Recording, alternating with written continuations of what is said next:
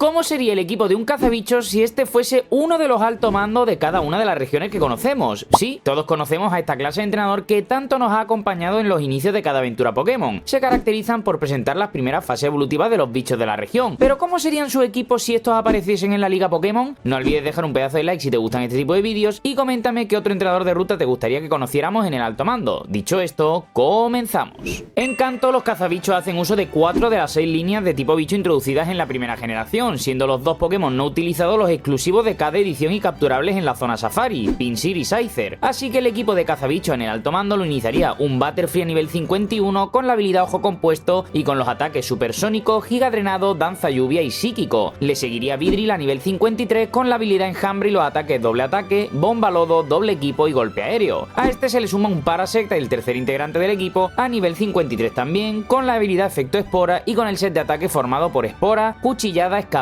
y Chupavidas. El penúltimo Pokémon del cazabicho sería Venomoth, a nivel 54 con la habilidad Polvo Escudo y con Somnífero, Psíquico, Tóxico y Gigadrenado. Y finalmente el último Pokémon variaría según la edición del juego. En Pokémon Rojo Fuego cerrará el equipo Pinsir, ya que al ser el exclusivo de la otra edición permitiría a los entrenadores registrarlo al menos como visto en la Pokédex. Este contará con la habilidad Corte Fuerte y a nivel 56 contará con Demolición, Avalancha, Guillotina y Danza Espada. Y de la misma forma en Pokémon Verde Hoja cerrará el equipo Scyther. Al mismo nivel que Pinsir contará con la habilidad Enjambre y su set lo forman Cuchillada, Golpe Aéreo, Foco Energía y Danza Espada. Y así quedaría el equipo del cazabicho en el alto mando de Kanto. ¿Qué os ha parecido? En Johto, además de las líneas de Caterpie, Weedle, Paraso, Venonat que ya usaban en Kanto, estos incorporaron a sus filas las líneas de Spinaraco, Ladybug. No obstante, las otras 6 líneas de tipo bicho introducidas no fueron opciones para estos especialistas, por lo que el alto mando podría ser un buen sitio para darles protagonismo. Y como Koga ya hace uso de Pokémon como Ariados o Fortress, evitaremos repetir Pokémon entre miembros del alto mando. El equipo lo comenzaría Ledian a nivel 40 con la habilidad Enjambre y con Pantalla Luz, Reflejo, Agilidad y Relevo. A nivel 41 le sigue Yanma con la habilidad Impulso y con Poder Pasado, Alboroto, Viento Plata e Ida y Vuelta como set de ataques. A nivel 42 le seguiría Hercross con la habilidad Gallas y con Picadura, Bocajarro, Roca Afilada y Tajo Umbrío. El penúltimo Pokémon del cazabicho en el alto mando sería Shackle, el cual con la habilidad Robustez contaría con Picadura, Tóxico, Descanso y Tumbarrocas. Finalmente, el Scyther del cazabicho evoluciona a Johto en Scizor, siendo su último Pokémon en el alto mando. A nivel 44, con la habilidad Experto, Scizor contará con Puño Bala, Picadura, Respiro y Danza Espada. Así quedaría el equipo del cazabicho en el alto mando de la región de Johto.